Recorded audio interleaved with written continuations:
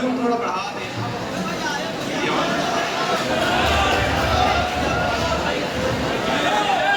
मेरी आंखों के सामने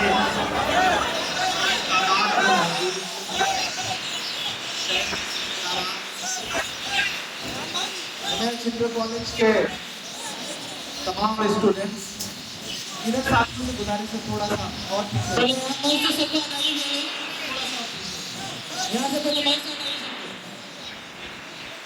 आपके प्रिंसिपल खालिद अमीर साहब मेरा ख्याल है कई सालों से इस कोशिश में थे कि मैं इस कॉलेज के किसी मुशायरे में तशरीफ लाऊं।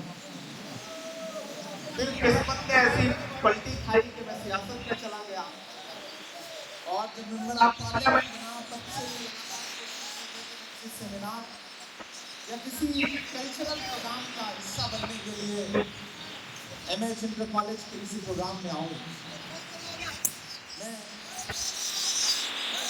और सही से नींद भी नहीं पूरी कर पाया था कि सुबह 6 बजे उठ करके एयरपोर्ट आना पड़ा। गाजीपुर में अभी थोड़ी देर में सब व्यवस्था ठीक हो जाएगी, चुप रहो आप, हो जाएगी। उनका भी काम जरूरी है, वो रिकॉर्ड नहीं करेंगे तो कल को आप यूट्यूब पे कैसे देखोगे, तो वो भी जरूरी है, सारे काम तो वो भी होने दें। यहाँ मौजूद मजहर हुसैन साहब, डॉक्टर ओम शंकर साहब, वारिस हसन खान साहब, शहनवाज खान साहब,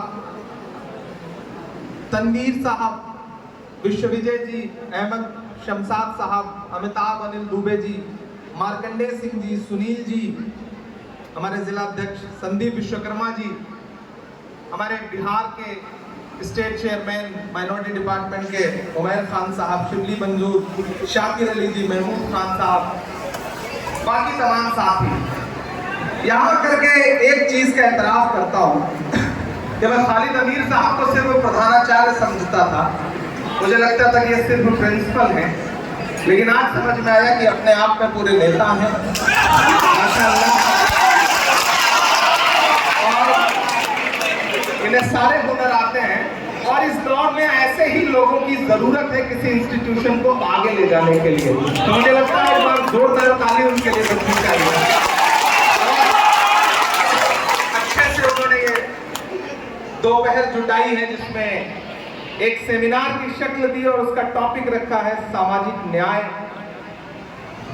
और उसमें शिक्षा की भूमिका, उसकी दुश्वारियां। हालांकि आज सामाजिक न्याय का विषय है, लेकिन जो सामने आप लोग बैठे हैं आपके साथ पिछले 3-4 घंटे से अन्याय हो रहा है, इसमें कोई छोटा नहीं। इधर जो हमारी माएं बहनें बैठी हैं और चूंकि आज जिस हॉल का उद्घाटन होना है वो गर्ल्स ब्लॉक के लिए बना है, सर सैयद हॉल, तो हम इस हॉल के जरिए उस अजीम शख्सियत को खराज अकीदत भी पेश कर रहे हैं जिन्होंने इस देश में खास तौर से अक़लियतों के लिए मॉडर्न एजुकेशन के जो दरवाजे खोले, जो रास्ते खोले, वो अपने आप में आने वाली सदियों तक याद रखे जाएंगे। ऐसे सर सैयद साहब को हम सारे लोग खराज अकीदत भी पेश करते हैं। और मेरी खुशनसीबी है कि जब मैं मेंबर ऑफ पार्लियामेंट बन के राज्यसभा पहुंचा तो हम सबके सामने कई सारे ऑप्शंस आते हैं कि हम किसी कमेटी का मेंबर बन जाएं, कहीं चले जाएं, लेकिन मेरे सामने जब ऑप्शन आया तो मैंने कहा कि मैं अलीगढ़ मुस्लिम यूनिवर्सिटी का बोर्ड मेंबर बनना पसंद करूंगा और मैं उसके लिए इलेक्शन लड़ा। जो राज्यसभा के एमपीज जिसको वोट देते हैं और राज्यसभा की तारीख में सबसे ज्यादा वोट हासिल करके मैं अलीगढ़ मुस्लिम यूनिवर्सिटी का बोर्ड मेंबर बना। तो ये मेरी खुशनसीबी है कि उस इदारे से मेरा भी जुड़ाव है। हालांकि मेरी पढ़ाई इलाहाबाद विश्वविद्यालय से हुई है, मैं हिंदी साहित्य का विद्यार्थी रहा हूँ, लेकिन मेरा मानना है कि आपको जो लड़ाई लड़नी है उस लड़ाई के लिए आपकी विचारधारा महत्वपूर्ण है। आप किस संस्थान से कहां से पढ़ के आए हैं, हमको उड़ने के तरीके न सिखाओ यारो, पेड़ से आए हैं पिंजरे से नहीं आए हैं। तो जो हमारी विचारधारा है उस विचारधारा के साथ सामाजिक न्याय की लड़ाई हम सारे लोग लड़ रहे हैं। ये गाजीपुर है, कांग्रेस पार्टी के एक वक्त में राष्ट्रीय अध्यक्ष रहे डॉक्टर मुख्तार अंसारी साहब की सरजमीन है ये। इस सरजमीन से निस्बत है ब्रिगेडियर उस्मान साहब की। इस सरजमीन से निस्बत है पीर अब्दुल हमीद साहब की। इस सरजमीन से निस्बत है राम उग्रह पांडे जी की। इस सरजमीन से निस्बत है खामोश गाजीपुरी की। इस सरजमीन से निस्बत है शिवपूजन राय जी की। और चूंकि मैं अदब की दुनिया से आता हूं तो इस सरजमीन का नाम लेकर के जिस शख्स ने पूरी दुनिया में मोहब्बत का पैगाम दिया, उस शख्स का नाम राही मासूम रजा था। तो मुझे लगता है कि मैं एक बहुत खूबसूरत सरजमीन पर खड़ा हूं। और अच्छी बात यह है कि हम गर्ल्स ब्लॉक के हॉल का उद्घाटन करने के लिए और जिस विषय पे बात करने के लिए खड़े हैं, मुझे बहुत खुशी हो रही है कि एमएच इंटर कॉलेज ने आज जो प्रोग्राम किया है उसमें मर्दों के लिए, लड़कों के लिए नीचे बैठने की व्यवस्था की है और खवातीन को, बेटियों को ऊपर बिठाया हुआ है। ये एक बदलते हुए हिंदुस्तान का सबूत भी है। हम चाहते हैं हमारी बेटियां इसी तरह से आगे बढ़ें। कभी किसी ने एक शेर कहा था कि जमाने भर में बड़ी घर की शान बेटी से, चमकता रहता है, महकता रहता है घर का जहान बेटी से। जरूरी ये नहीं बेटों से नाम रोशन हो, मेरे नबी का चला खानदान बेटी से। तो बेटियां पढ़ेंगी, आगे बढ़ेंगी तो शायद ज्यादा बेहतर होगा। मैं आज सोच के आया था कि मैं शायर बन के आज माइक पे नहीं खड़ा होऊंगा, सिर्फ सियासतदान बन के खड़ा होऊंगा, बात करूंगा आपसे एक मुकर्रिर की हैसियत से। लेकिन पिछले 3 घंटे में मुझको मेरी इतनी नज़्में सुनवाई हैं प्रिंसिपल साहब ने कि मुझे खुद ऐसा महसूस हो रहा था कि मैं सेमिनार में नहीं बल्कि किसी मुशायरे में बैठा हुआ हूँ। और खुद प्रिंसिपल साहब ने भी इतने शेर सुनाए माशाल्लाह कि ऐसा लगा कि प्रिंसिपल खालिद अमीर साहब नहीं बल्कि मुशायरे का कोई शानदार सा नाजिम माइक पर खड़ा है। और उनके हाफिजे की दाद देता हूँ, उनके इंतखाब की दाद देता हूँ। तो थोड़ी देर आपसे गुफ्तगू करूंगा, थोड़ी संजीदा गुफ्तगू करूंगा, बीच में बच्चों के समझने जैसी बातें भी करूंगा। हम एक ऐसे दौर से गुजर रहे हैं जिसका जिक्र भी ओम शंकर जी ने किया कि जहां जहां बुलडोजर चल रहा है वो अन्याय है। इस मुल्क में अलग अलग तरह से अन्याय हो रहा है और ऐसे में सामाजिक न्याय की भूमिका बहुत बड़ी हो जाती है। हम करें बात दलीलों से तो रद्द होती है, हम करें बात दलीलों से तो रद्द होती है। उनके होठों की खामोशी भी सनद होती है। कुछ न कहने से भी छिन जाता है इजाज़े सुखन, जुल्म सहने से भी जालिम की मदद होती है। गाजीपुर वालों, आप सैनिकों की सरजमीन के लोग हैं, आप बहादुर सरजमीन के लोग हैं। इस मिट्टी में पैदा हुआ एक एक बेटा जुल्म के खिलाफ लड़ते हुए जान देने की हिम्मत रखता है। मैं इस सरजमीन पर खड़ा होकर के सोशल जस्टिस के लिए बात करने के लिए यहाँ खड़ा हूँ और एक कॉलेज में खड़ा हूँ।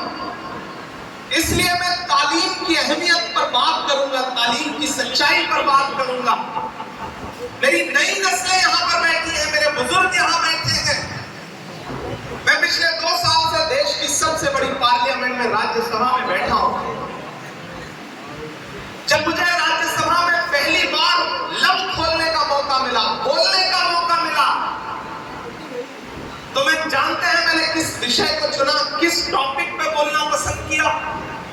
मैंने इलाहाबाद यूनिवर्सिटी की फीस वृद्धि के खिलाफ बोला, मैंने अलीगढ़ मुस्लिम यूनिवर्सिटी में हुए जुल्म के खिलाफ बोला, मैंने जामिया यूनिवर्सिटी की लाइब्रेरी में बरसाई गई लाठियों के खिलाफ बोला, मैंने जेएनयू से गायब हुए नजीब की मां के आंसुओं को आवाज दी।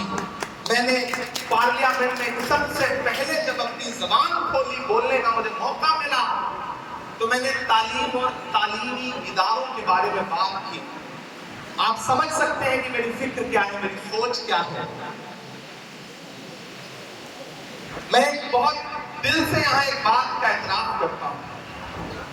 या जिस जुल्म के आप शिकार हैं, उस जुल्म में बहुत बड़ा हाथ आपके अशिक्षित होने का, आप पढ़ना नहीं चाहते। हमें लगता है कि कोई एक रहनुमा आएगा, कोई एक हीरो आएगा, हमारी सारी समस्याएं खत्म कर देगा। नहीं, अपनी लड़ाई खुद लड़नी पड़ेगी। हम जिस दौर में जी रहे हैं, वक्त की ये जरूरत समझ लो, बिन पढ़े अब गुजारा नहीं है। ना कोई रहनुमा ना हुकूमत, कोई भी अब तुम्हारा नहीं है। खुद लड़ना है इस लड़ाई को। और इस मुश्किल दौर में जब आप इस लड़ाई को लड़ने के बारे में सोच रहे हैं, तो एक बार आपको अपने गिरेबान में भी झांकना पड़ेगा। मेरा मानना है कि हम किसी महफिल में खड़े हों, बैठे हों, सुन रहे हों तकरीरें, और हमारे कानों को अच्छी लगने वाली बातें ही सुनाई जाएं, तो फिर कुछ ना कुछ मिसिंग जरूर हो रहा है। कुछ ऐसी बातें भी बोली जानी चाहिए कि जिससे माइक थोड़ा बेहतर कर दे। जब भी आजकल हम बोलने लगते हैं, चाहे पार्लियामेंट हो चाहे यहाँ, माइक जरूर डिस्टर्ब करना शुरू करता है। माइक एक बहुत बड़ी समस्या है, तो मेरी गुजारिश है कि माइक थोड़ी देर बेहतर रखें। नहीं भी बेहतर रहेगा तो मेरी आवाज इतनी बुलंद है कि मैं बिना माइक के भी आप तक अपने दिल की धड़कनें पहुंचाने की जरूर कोशिश करूंगा। मेरी आवाज नहीं पाएगी। मैं इसलिए जिंदा हूं कि मैं बोल रहा हूं। मैं इसलिए जिंदा हूं कि मैं बोल रहा हूं। दुनिया किसी गूंगे की कहानी नहीं लिखती। हमें बोलना है, इसलिए मैं यहाँ खड़ा होकर के तालीमी इदारे में खड़ा होकर के बात कर रहा हूँ। क्योंकि खुदा ने मुझे शायरी का लहजा दिया है, तो मैं उस लहजे में भी बात करूंगा और तकरीर की शक्ल में भी अपनी बात रखूंगा। यहाँ मेरी माएँ बहनें बैठी हैं, स्टूडेंट्स बैठे हैं, तलबा बैठे हैं, तो मुझे लगता है मुझे थोड़ी सी शायरी की जबान में भी बात करनी चाहिए। कि वक्त की ये जरूरत समझ लो, बिन पढ़े अब गुजारा नहीं है। कोई सियासी रहनुमा खड़ा होकर आपसे ये कभी नहीं कहेगा, लेकिन मैं कहने की हिम्मत कर रहा हूं, क्योंकि मैं चाहता हूं कि सच्चाई से रूबरू होना जरूरी है। वक्त की ये जरूरत समझ लो, बिन पढ़े अब गुजारा नहीं है। ना कोई रहनुमा ना हुकूमत, कोई भी अब तुम्हारा नहीं है। ना कोई रहनुमा ना हुकूमत, कोई भी अब तुम्हारा नहीं है। इब्तिदा लफ्ज़े इक़रा से यारो, जिसके कुरान की हो रही हो। इब्तिदा लफ्ज़े इक़रा से यारो, जिसके कुरान की हो रही हो। कौम ऐसी भी रह जाए जाहिल, ये खुदा को गवारा नहीं है। कौम ऐसी भी रह जाए जाहिल, ये खुदा को गवारा नहीं है। अरे शेर सुनना कि तुम पढ़ो और पढ़ कर लिखो सब, वरना तारीख बदली मिलेगी। अभी डॉक्टर ओम शंकर जी बोल रहे थे, तो उन्होंने कहा इमरान साहब आप सिर्फ प्रतापगढ़ के नहीं है, पूरे भारत के हैं, इसलिए अपना नाम बदल लीजिए। मैंने कहा यही कोशिश तो सरकारें कर रही हैं कि अपना नाम बदल लीजिए। हम एहतजाजन अपना नाम नहीं बदलेंगे। वो और होंगे जो मैखाने में जाके पीते हैं, हम जहां पीते हैं मैखाना बना लेते हैं। हम जिस मिट्टी में पैदा हुए हैं वही मिट्टी हिंदुस्तान है। हम जिस गांव में पैदा हुए हैं वही भारत है। कभी शाहिद ने शेर कहा कि जो भी मिलता है उसी को देखने लगता हूं मैं। क्या करूं, मजबूरियां हैं, गांव से आया हूं मैं तेरे साहिल पे आया था कि देखूं तेरा ज़र्फ, ऐ समंदर किसने तुझसे कह दिया प्यासा हूं मैं। हम गांव की मिट्टी से आए हुए लोग हैं। और यहाँ बैठे हुए बच्चों से मैं एक बात कहना चाहता हूं मेरे भाई। खालिद अमीर साहब कह रहे थे कि जो गरीब बच्चे हैं वो यहाँ आते हैं, जो पढ़े लिखे बच्चे हैं, जो अमीर परिवारों के बच्चे हैं वो इंग्लिश मीडियम स्कूल में जाते हैं। मैंने अपनी बेसिक शिक्षा जो है वो प्राइमरी से पूरी की। हाई स्कूल तक सही से खड़ी हिंदी बोलनी नहीं आती थी। मैं यहाँ एतराफ कर रहा हूँ इस बात, क्योंकि हम ऐसे गांव में पैदा हुए जहां अवधी बोली जाती थी, खड़ी हिंदी नहीं बोली जाती थी। खड़ी हिंदी बोलने में टांगे कांपती थी, पांव कांपते थे।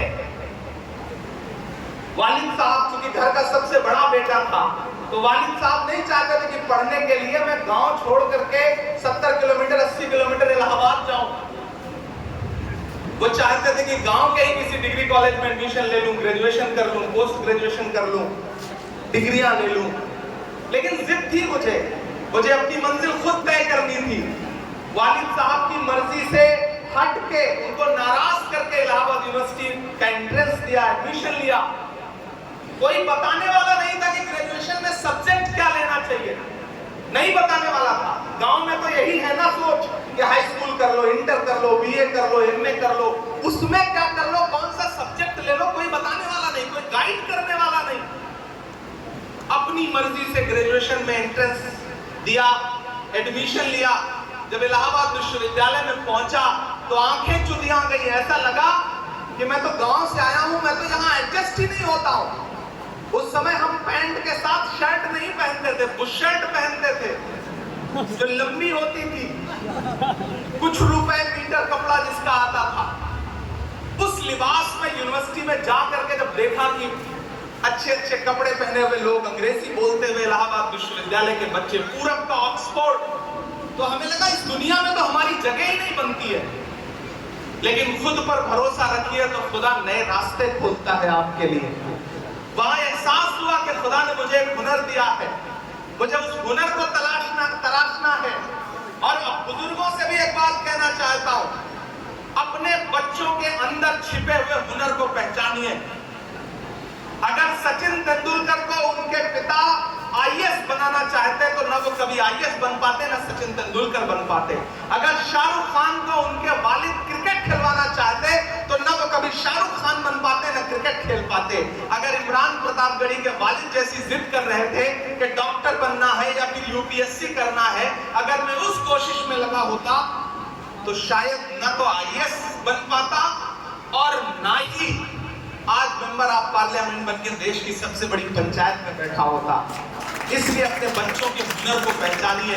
और मुझे अपने भाइयों से, बहनों से भी ये कहना है कि खुदा हर इंसान को, हर बच्चे को एक हुनर देता है, उसे पहचान लो, उसे तराश लो, तो पूरी दुनिया में वही तुम्हारी पहचान का सबब बन जाएगा।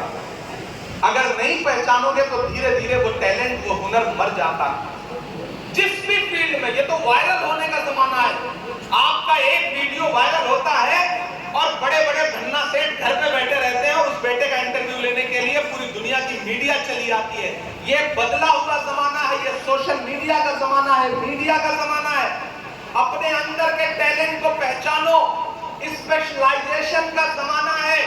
पहले एक दौर था कि एक डॉक्टर होता था, वही सर्दी खांसी का भी इलाज करता था, वही पेट के दर्द का भी इलाज करता था, वही हड्डियां टूटने का भी इलाज करता था। लेकिन आज हर बीमारी के अलग अलग स्पेशलिस्ट डॉक्टर हैं।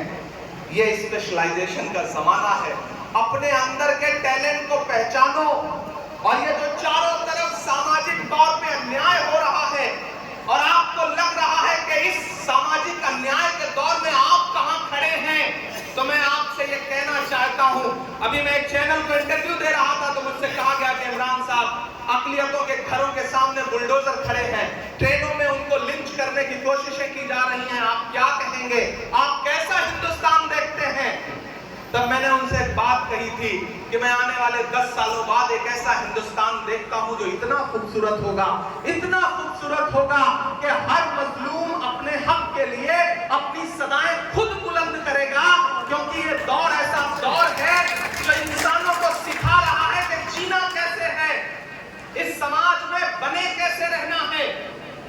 आपके खिलाफ जो सरकारी साजिशें हैं, समाजी साजिशें हैं, उन्होंने एक काम अच्छा किया है और वो ये किया है कि कन्याकुमारी से कश्मीर तक डंडा लेकर भैंस चराने वाला आम मुसलमान भी ये मान चुका है कि अगर इस मुल्क में जिंदा रहना है तो अपने बच्चों को पढ़ाना पड़ेगा। ये एहसास जागा है आपके अंदर, इस एहसास को बुलंद करिए।